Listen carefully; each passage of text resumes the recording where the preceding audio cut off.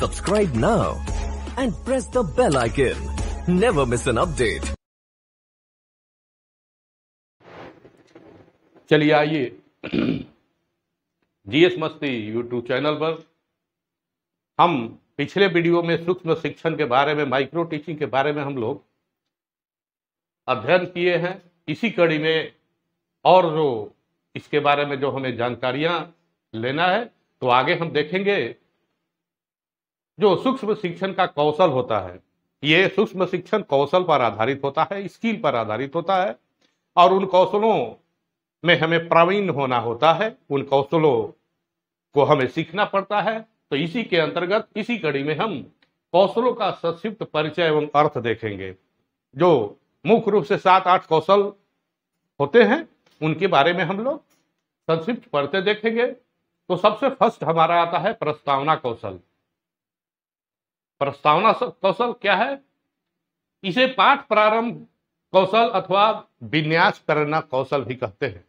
पाठ प्रारंभ कौशल या विन्यास प्रेरणा कौशल कहते हैं। अर्थात जब हम बच्चे को टीचिंग करना शुरू करते हैं, वर्ग में प्रवेश करते हैं, तो अचानक हमें किसी पाठ को जब हम शुरू कर देते हैं, तो जैसा बच्चा पूरी तरह से तैयार नहीं होता है, उसका जो है मस्तिष्क भी कहीं भटका हुआ होता है, और उसकी पढ़ाई के प्रति सक्रियता नहीं हो पाती है, जागृत नहीं हो पाता है, कंसंट्रेट नहीं हो पाता है। इसलिए ये सारे जो प्रस्तावना कौशल है, ये सारे फायदे होते हैं। वो अपने पाठ बिंदु को समझ जाता है और उसकी पढ़ने की जो है रुचि बढ़ जाती है। इसलिए प्रस्तावना कौशल अति महत्वपूर्ण है। तो ये प्रस्तावना कौशल है। जैसे कहा गया है, first impression is the last impression.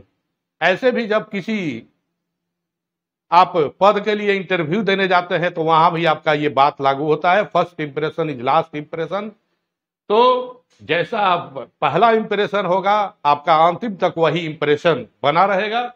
तो ये first impression is the last impression. शिक्षक एक नया पाठ पढ़ाना जब शुरू करता है, तो उस पाठ का संक्षिप्त परिचय देता है, उस पाठ के बारे में संक्षिप्त परिचय देता है। तो बच्चा या विद्यार्थी समझने लगता है कि आज हमारा अध्ययन बिंदु क्या होगा। और जब संक्षिप्त परिचय देता है, तो इस प्रस्तावना को हम क्या कहते हैं? भूमिका या इंट्रोडक्शन या प्रस्तावना। इसको भूमिका कहेंगे, इंट्रोडक्शन या प्रस्तावना। इससे क्या होता है, जैसा कि हमने बताया, आकर्षण और रुचि बढ़ता है विद्यार्थियों को पढ़ाई के प्रति, अपने पाठ के प्रति, अपने अध्ययन के प्रति। तो ये होता है आपका प्रस्तावना कौशल। अब आते हैं हम सेकेंड जो है प्रश्न कौशल। प्रश्न पूछने की कला विद्यार्थियों में जिज्ञासा उत्पन्न करने, नए ज्ञान की खोज करने और कल्पना को उद्दीपित करने। प्रश्न पूछने की एक कला होती है। प्रश्न पूछने की कला क्या करता है? विद्यार्थियों में जिज्ञासा पैदा करता है, जानने की इच्छा बढ़ता है और उत्सुकता बढ़ती है उस पाठ के प्रति, उस जानकारी के प्रति। तो जिज्ञासा उत्पन्न करता है और नए ज्ञान की खोज करने, नए ज्ञान की खोज, नई जानकारी को खोज करने और कल्पना को उद्दीपित करने और कल्पना शक्ति को बढ़ावा देता है। बालक सोचता है, उस प्रश्न को उत्तर देने के लिए अपने मस्तिष्क को खंगालता है और उत्तर प्राप्त करने की हर संभव कोशिश करता है। इसलिए कल्पना शक्ति में उद्दीपन आता है, कल्पना शक्ति में वृद्धि होता है। तो ये कल्पना को उद्दीपित करने और विचार स्पष्ट करें, अपने विचार को, अपने जो उत्तर उसके मन में आता है, जो प्रश्न का उसके मन मस्तिष्क में आता है, उसको व्यक्त करता है, अपना विचार देता है। तो उसको विचार व्यक्त करने का और विचार में को सोचने का आदि जो है में महत्वपूर्ण भूमिका अदा करता है। ये जो आपका प्रश्न कौशल है, ये कौशल है। इन कौशलों के बारे में हम अपना जो है सूक्ष्म पाठ योजना भी अगले वीडियो में क्रमशः प्रस्तुत करेंगे। तो ये प्रश्न कौशल है। अगला है पुनर्वर्णन कौशल। ये है स्किनर का दिया हुआ, जो आप पढ़े होंगे एजुकेशन साइकोलॉजी में। स्किनर का क्रिया प्रसूत अनुबंधन सिद्धांत पर आधारित है। अर्थात क्रिया को करने से क्रिया करने की शक्ति में वृद्धि होती है। क्रिया जब आप करते हैं, तो क्रिया करने की शक्ति में, जैसे आप टीचिंग करते हैं, आपको जब प्रतिपुष्टि दिया जाता है, आलोचना दिया जाता है, पृष्ठ पोषण जब दिया जाता है, तो आपका हौसला बढ़ता है, उसके पाठ के प्रति रुचि बढ़ता है, आपको पढ़ाने के प्रति रुचि बढ़ता है, आपको जानने के प्रति रुचि बढ़ता है, आपको सुधारने के प्रति रुचि बढ़ता है, तो आप फिर नए सिरे से उत्साहित होकर उस पाठ को नए सिरे से अच्छा करने का प्रयास करते हैं। अपने दोषों को दूर करते हुए उस पाठ को अच्छे तरह से आप टीचिंग करने का प्रयास करते हैं।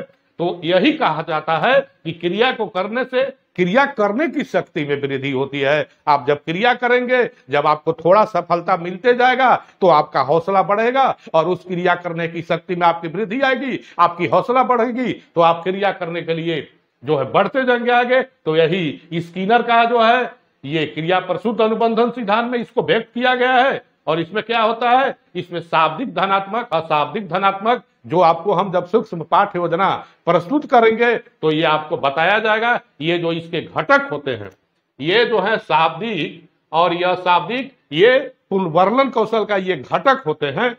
तो शाब्दिक धनात्मक अर्थात शब्द से, जैसे मान लीजिए हमने बच्चों से प्रश्न पूछा और आंसर मिला तो कहेंगे शाबाश। अशाब्दिक धनात्मक क्या है, हम इशारा से करेंगे या ऐसे करेंगे, ऐसे करेंगे इशारा, तो अशाब्दिक धनात्मक। तो खैर इसके बारे में हम जब सूक्ष्म पाठ्य योजना प्रस्तुत करेंगे तो हम इसका जो है इन घटकों के बारे में आपको बताएंगे। अब अगला है जो आपका घटक उद्दीपन परिवर्तन कौशल। उद्दीपन परिवर्तन क्या होता है, छात्रों का ध्यान आकर्षित करने के लिए तथा ध्यान को निरंतर बनाए रखने के लिए।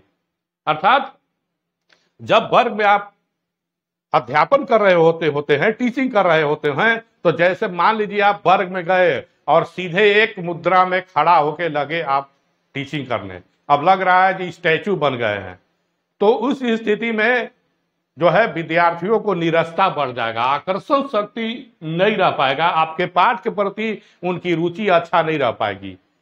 ऐसे बच्चों का तो बात छोड़िए, जो बड़े होते हैं उनका भी रुचि, आप लोगों को भी रुचि हो सकता है लगातार 40-45 मिनट पढ़ाया जाए और अगर ये उद्दीपन परिवर्तन नहीं किया जाए तो आपको भी निरसता आ जाएगा।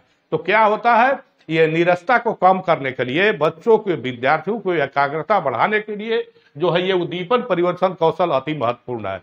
अब जैसे एकदम ऐसे स्टैचू जैसा खड़ा होकर आप पूरा मूड में होकर के एक तरफ एक स्टैचू बनकर अगर टीचिंग कर रहे हैं तो उसमें निरसता आ जाएगा, आकर्षण नहीं बढ़ेगा, जो आपका टीचिंग अच्छा नहीं कहा जाएगा। और इसमें और भी ध्यान रखना है, इसमें क्या है, निरंतर बनाए रखने के लिए अध्यापक द्वारा स्वयं के व्यवहार में जो परिवर्तन किया जाता है, व्यवहार में क्या है, उसे परिवर्तन कौशल कहते हैं। यदि शिक्षक एक ही प्रकार से निरंतर शिक्षण करता रहे तो विद्यार्थी एक रास्ता के कारण उब जाएंगे एवं लंबे समय तक ध्यान केंद्रित नहीं कर पाएंगे। तो उद्दीपन परिवर्तन क्या है, जैसे आपके व्यवहारों में परिवर्तन, अर्थात आपके मुख मुद्रा, ठीक है, मुख मुद्रा, शरीर संचालन, नयन संकेत, सिर हिलाना, हस्त संकेत, भाव मुद्रा आदि। जैसे शरीर संचालन भी होना चाहिए, जैसे ऐसे खड़ा नहीं रहेंगे, थोड़ा सा हिलेंगे डुलेंगे। इसके बाद अब इसमें और एक चीज आपको ध्यान रखना है, अब ऐसा नहीं होना है जैसे दरसने लगे, ठीक है, उसका भी एक सीमा तक आपको, जैसे ऐसे इस तरह से आपके शरीर का संचालन करना है। अभी नहीं है जो लग रहा है जो आप जो है फाइटिंग कर रहे हैं, एकदम ऐसे लगे करने, इस तरह से नहीं करना है अध्ययन के दौरान, उसका भी एक सीमा है। तो ये शरीर संचालन हम करेंगे, नयन संकेत करेंगे और क्या करेंगे, मुख मुद्रा, ये मुख से द्वारा ठीक है नहीं है, अच्छा सिर हिलाना, यस नो, इस तरह से हाँ ठीक है, इस तरह से करना है। हस्त संकेत हाथ से करना है, ये जैसे हो रहा है हस्त संकेत। और मुख भाव मुद्रा, आपका भाव भी होना चाहिए, ऐसा नहीं कि बिल्कुल सीरियस है टीचिंग करते समय। तो इस तरह से उद्दीपन परिवर्तन कौशल टीचिंग में अत्यंत महत्वपूर्ण है। इसके बाद है श्यामपट्ट कौशल।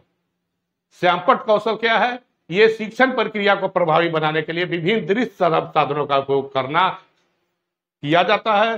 श्यामपट्ट भी एक दृश्य सामग्री है जो श्रव्य दृश्य सामग्री होता है, सुनकर और देखकर। जब हम सुनते हैं और किसी चीज को देखते हैं तो शिक्षण बहुत अच्छी तरह से होता है, अब विद्यार्थियों को रुचि जगता है और उसके मन मस्तिष्क में अस्थायी ज्ञान जो है घर कर जाता है। तो यह कौशल शिक्षण को प्रभावी शिक्षण बिंदु पर ध्यान, इससे क्या होता है इस कौशल तो श्यामपट्ट कौशल से क्या लाभ है, तो कौशल शिक्षण को प्रभावी शिक्षण बिंदु पर ध्यान, विद्यार्थी की सक्रियता, विषय वस्तु का स्पष्टीकरण ज्ञान, अस्थायी आदि में ये सहायता करता है। हम श्यामपट्ट कार्य में किसी चीज को टीचिंग कर रहे हैं, शिक्षण कर रहे हैं, तो उसको श्यामपट्ट पर लिखेंगे, महत्वपूर्ण बिंदुओं को अंडरलाइन करेंगे, हम उसका चित्र बनाएंगे, मानचित्र बनाएंगे, तब विद्यार्थी का ध्यान बिल्कुल आपके श्यामपट्ट पर रहेगा, विषय वस्तु पर रहेगा। इसको प्रभावी तरीके से हम श्यामपट्ट का प्रयोग करेंगे और रंगीन चौक से लिखेंगे, अच्छा लिखेंगे, चित्र बनाएंगे, रेखा चित्र बनाएंगे, मानचित्र बनाएंगे, फोटो बनाएंगे, तब विद्यार्थी का ध्यान बिल्कुल आपके टीचिंग पर रहेगा, उसका ध्यान भटकेगा नहीं। इसलिए हम श्यामपट्ट कौशल का प्रयोग करते हैं।